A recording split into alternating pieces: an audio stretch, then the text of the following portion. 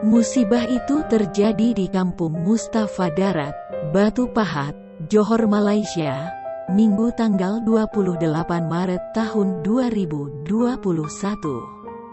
Perihal musibah, tidak ada yang bisa memastikan kapan akan terjadi, meskipun dalam momen membahagiakan. Musibah bisa saja datang.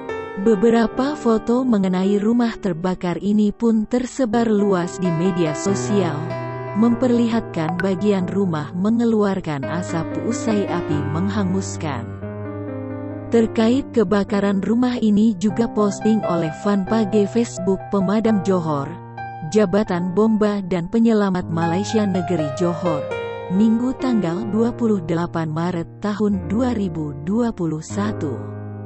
Saksi peristiwa tersebut, Izzat Syafaat Ismail, mengatakan kejadian itu terjadi pada pukul 13.20 waktu Malaysia.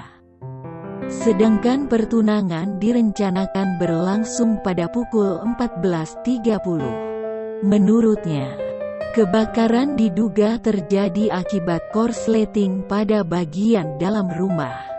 Kondisi rumah yang berstruktur setengah batu dan kayu menyebabkan cepat terbakar.